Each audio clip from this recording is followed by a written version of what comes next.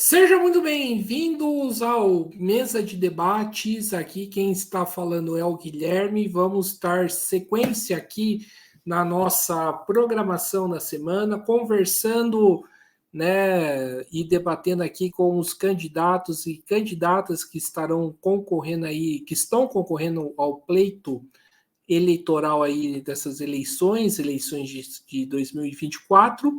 E agora vamos ficar, né, na chamada, como eu falei aqui, na Terra Chavante, né, em Pelotas, para poder, né, conversar, debater aqui com mais uma, né, no caso, candidata a vereadora da cidade, né, cidade aí de Pelotas, que é a Ive, né?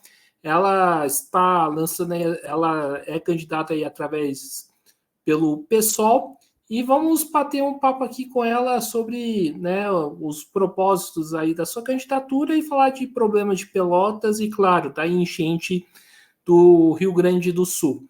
Então, Ive, antes da gente começar, por favor, fale um pouquinho aí de você. Boa noite, eu sou a Ive, tenho 20 anos, sou natural de Pelotas.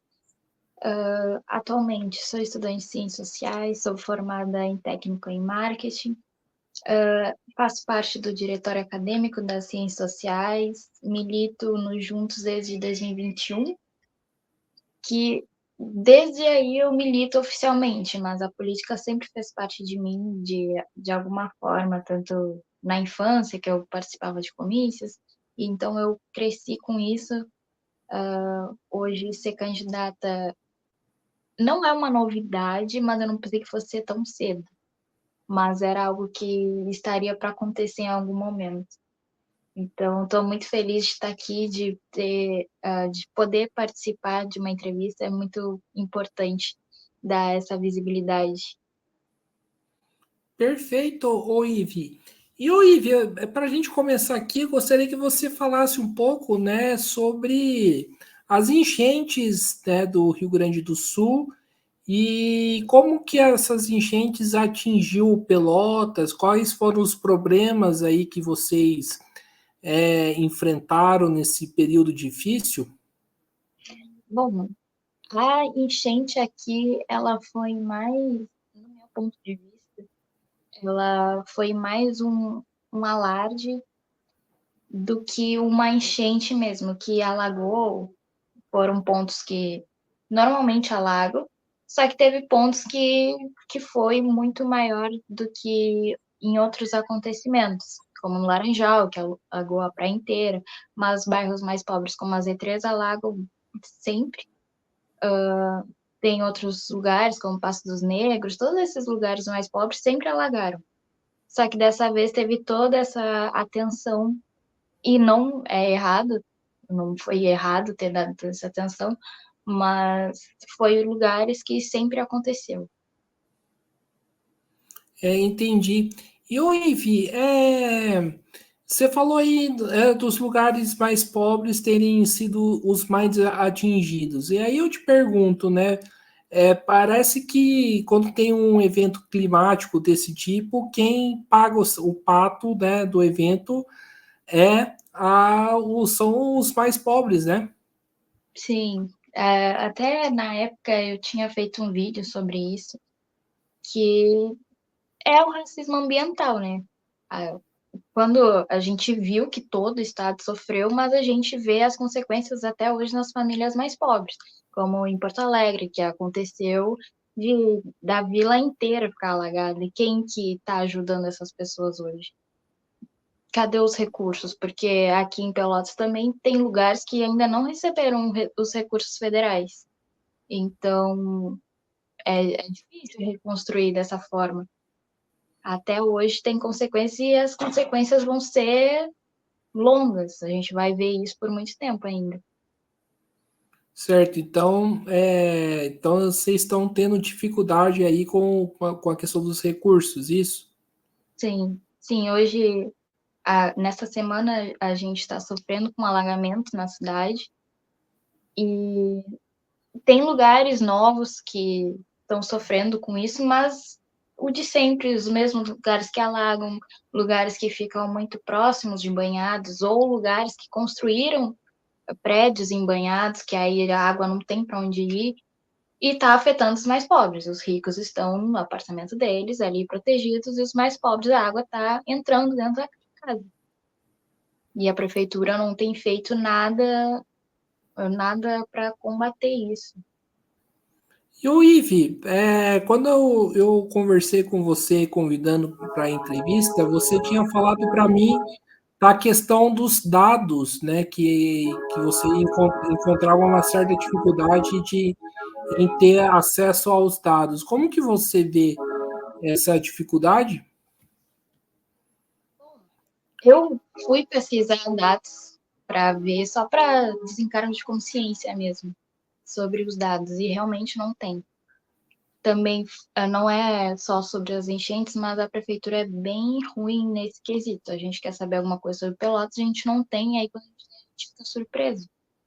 Porque não é normal acompanhar um dado. Quando a gente vê um dado, já é um recorde, já é algo muito significativo. Mas para quem vive a cidade, não não parece ser tanto. Tipo, agora saiu, a gente tem um único dado que saiu há pouco tempo atrás que Pelotas bateu o recorde de moradores de rua. Quem não vive a cidade não percebe isso. Quem não anda no centro ou quem vive dentro dos seus condomínios não percebe isso, mas quem vai nas paradas pegar um ônibus tem que descer num lugar, muitos são tomados por moradores de rua e não tem nenhuma política pública para isso, não se tem dados. Enfim, é bem difícil criar política quando candidata, criar política para isso é bem difícil, porque tu não enxerga, não tem números, só vê, só tem o que tu vê. Entendi, certo.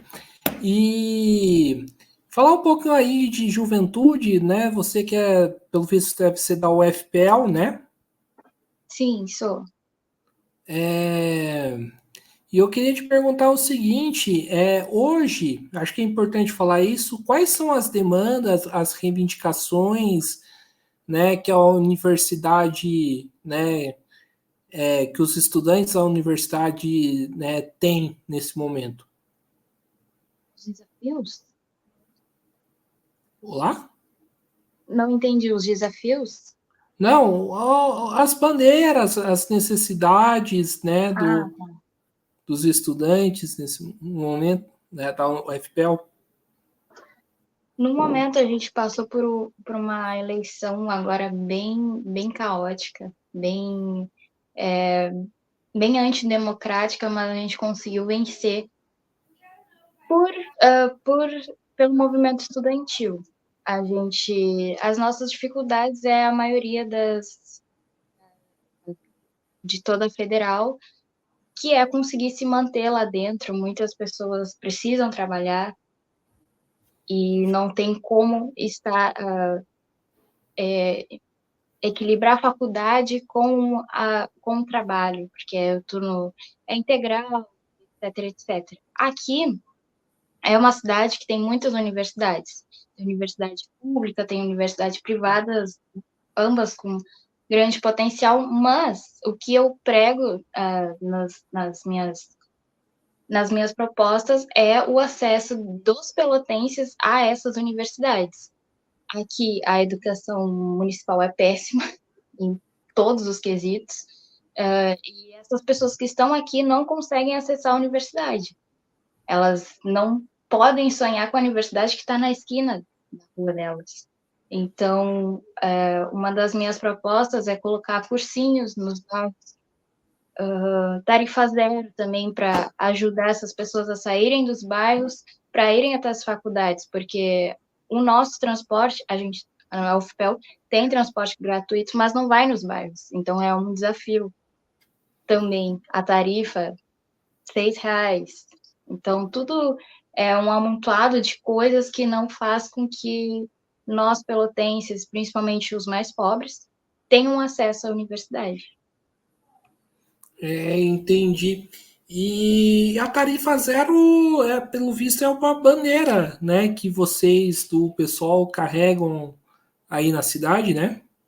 Sim, a gente está tentando trazer isso para Pelotas, não é algo impossível, só que aqui os ônibus não são da prefeitura, a empresa é privada, a iniciativa privada, então esse é o único desafio.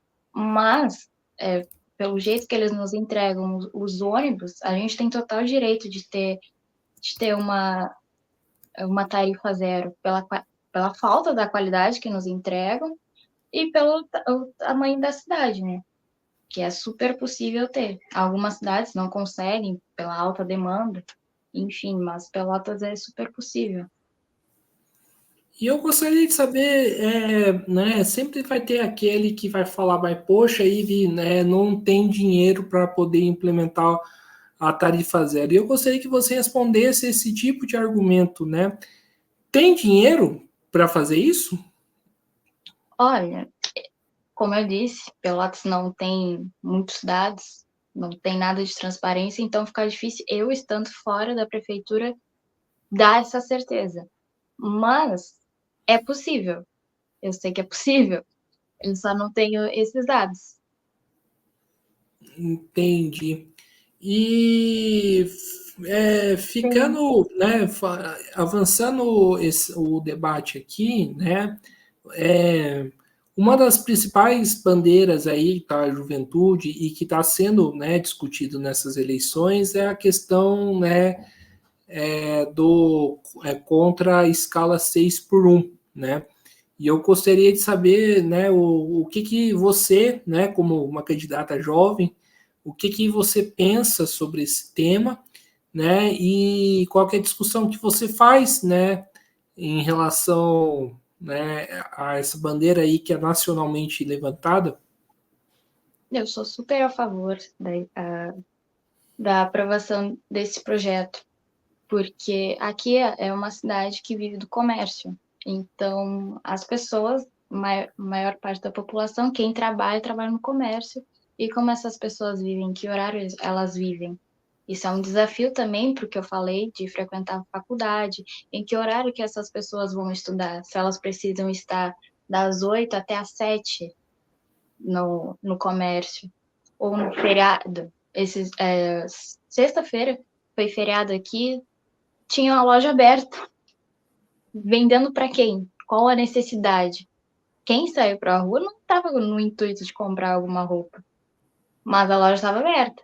Então, isso é muita exploração e eu sou totalmente a favor desse projeto, pelo fim dessa escala. E vocês levantam essa discussão, né, na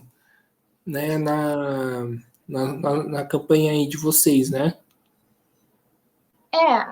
Aqui a gente incentiva mais a nível nacional, as candidaturas como deputada federal, estadual, mas aqui seria bem difícil trazer essa pauta, já que a cidade vive do comércio. Então eu não sei exatamente a reação dos empresários daqui. Obviamente não é muito positiva, mas é difícil ter essa conversa aqui. E o Ive, né? é, Você falou aqui, né, que tem 20 anos e já está concorrendo aí, né, a vereador, né, na cidade aí de Pelotas. E eu queria te perguntar o seguinte, né, na sua campanha, né, no dia a dia aí nas ruas de Pelotas, você alguma vez foi questionado, mas poxa, você é muito jovem, né, tipo como assim você vai ser candidata assim com essa idade, né? E eu queria que você falasse aí para a gente, ser jovem, né, com 20 anos aí que você tem, é um problema você ser candidata ou não? Não, No meu ponto de vista, não. Mas muitas pessoas, agora conversando com a população, elas ficam bastante surpreendidas, porque quem elas estão acostumadas a ver na política são pessoas de mais de 30 anos na política, ou com 30 anos concorrendo a primeira vez. Então, quando elas veem que eu sou a candidata de 20 anos, elas ficam bem assustadas. Muitas ficam felizes, e eu não acho que isso seja um problema. Pelo contrário, eu acho que isso é até uma solução dos nossos problemas, ter pessoas da minha idade na política. Acho que a gente precisa disso, a gente precisa de novas ideias, a gente precisa de novas perspectivas. E eu venho representar a juventude, então eu sei, eu vivo a cidade, eu sei o que a grande parte de pessoas como eu passam. Eu sei a dificuldade que é achar emprego, eu sei a dificuldade que é achar um estágio, eu sei a dificuldade que é ter um, um lazer para ir de noite.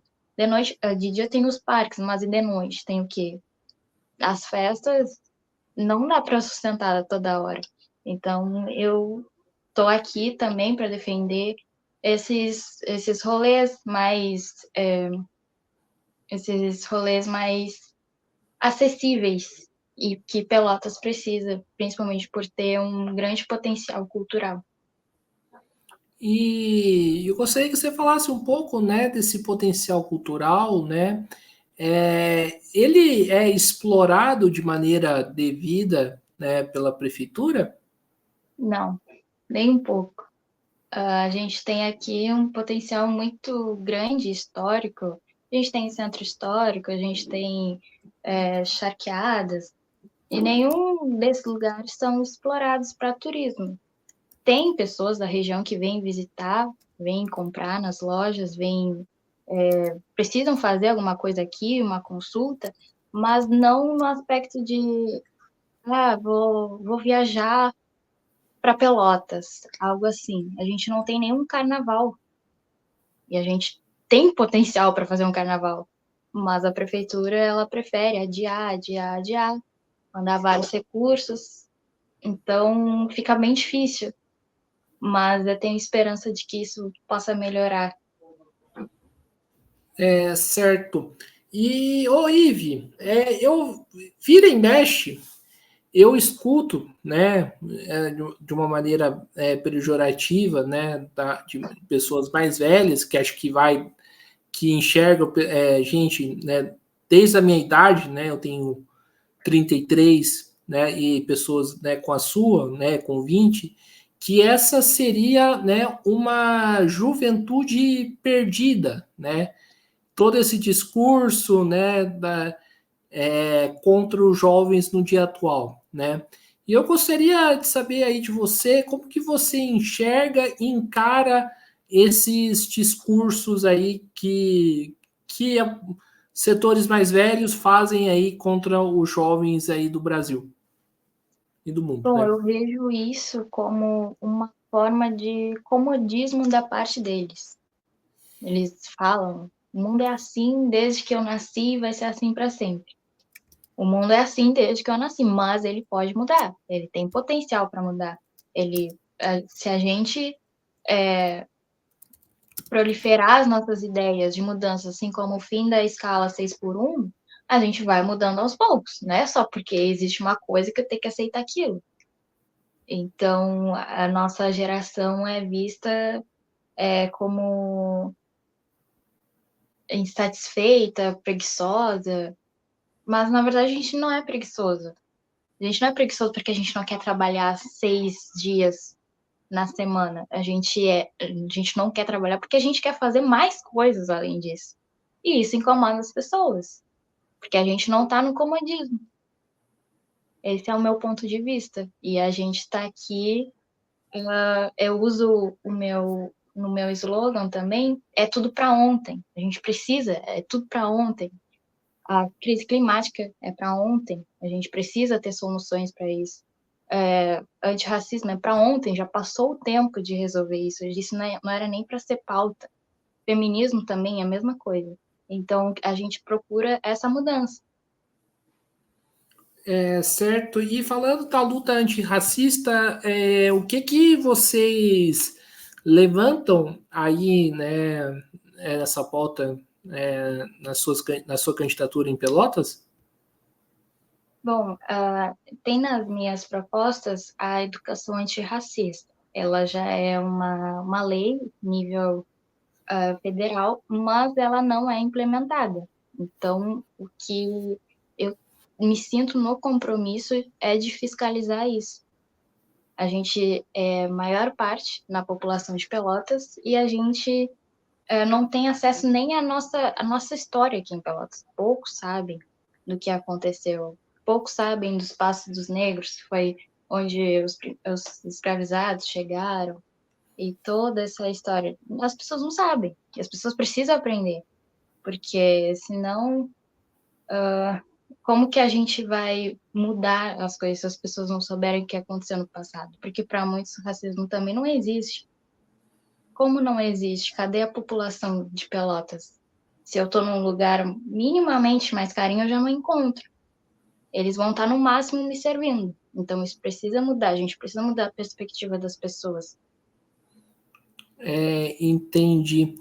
E o estado do Rio Grande do Sul, pelo menos para quem é de fora, né, tem um costume de ser bastante racista, né? Como lidar e enfrentar com esse conservadorismo, né, do Estado? Olha, a nossa forma de lutar é resistindo mesmo, porque é muito estrutural, mas tem regiões que são piores.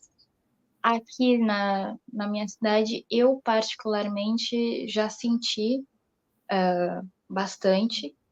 Hoje em dia, não tanto, mas logo que eu cheguei em Pelotas, que eu vim para cá ainda no final da infância, eu senti bastante isso e até hoje eu conversando com pessoas que vêm de outros lugares para a universidade, eu sinto que isso acontece bastante com pessoas que não são daqui, que são pretas, mas não são daqui, então já tem esse estranhamento, já é pior. Então, é algo que, infelizmente, ainda está longe de mudar. A gente tem que fazer essa base lá na educação para a gente poder mudar isso, mostrando a história.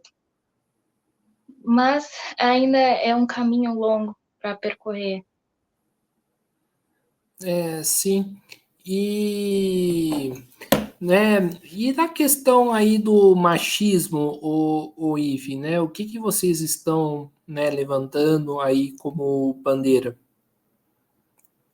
Bom, aqui a gente luta muito contra o feminicídio, porque aqui tem alguns casos que, por exemplo, essa semana uma mulher levou 9 facadas do ex-namorado.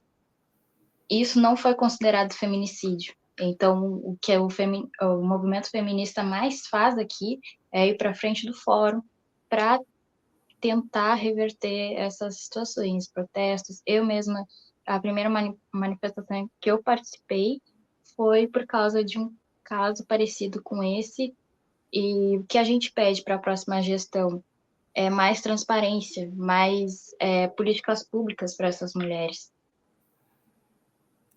Entendi. Deixa eu ver se eu entendi. Não foi considerado feminicídio isso? Então, se não é, o que seria então? Não foi considerado. Então, não sei o que isso é para eles. Nossa teoria é de que esse caso, eles não querem colocar esse caso como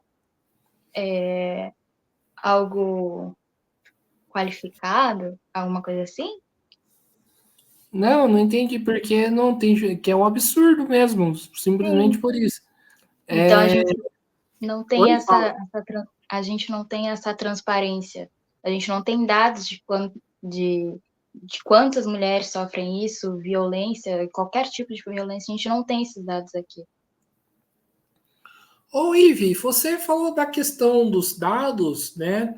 Existe alguma procura, algum diálogo, alguma cobrança dos movimentos aí de Pelotas, né?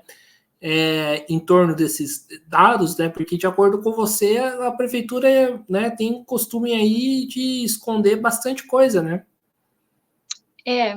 Mas aqui tem cobrança, mas a prefeitura não é muito chegada a sentar e conversar.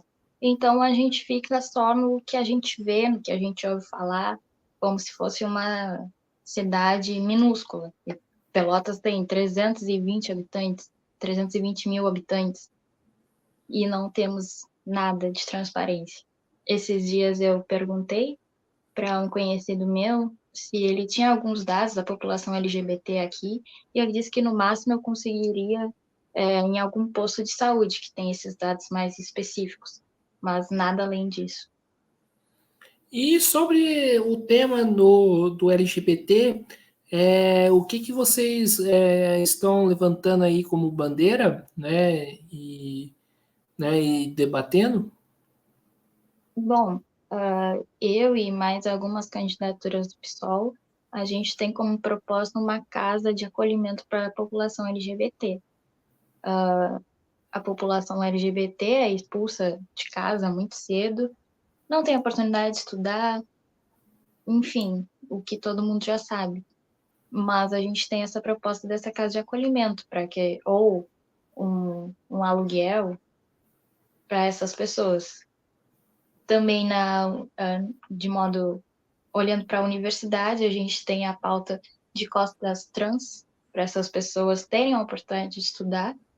Então, essas são as principais pautas que a gente vem lutando ultimamente.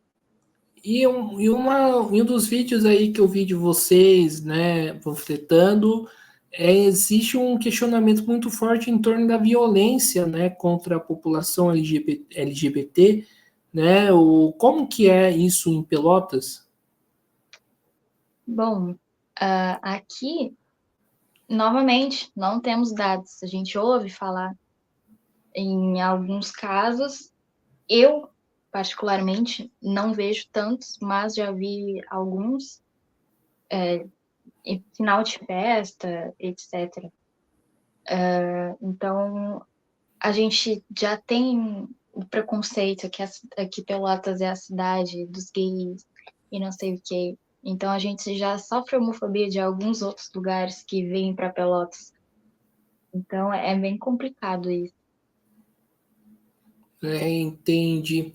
E, Ive, você falou que faz parte, né, do Juntos, né, que é uma organização aí de juventude, né, conhecida, né, nacionalmente, né? O que vocês acreditam, né, tem como, né, discussão? É por meio das eleições que se muda, né, a realidade ou, né, através aí das lutas e das mobilizações?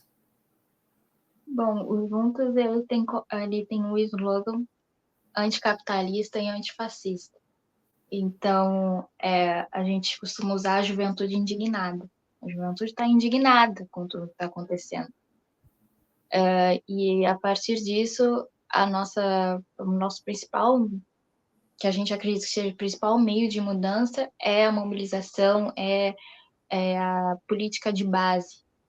Conversando com as pessoas, mobilizando as pessoas e fazendo esse enfrentamento direto, assim como parte do meu coletivo fez para a reitoria da UFPEL.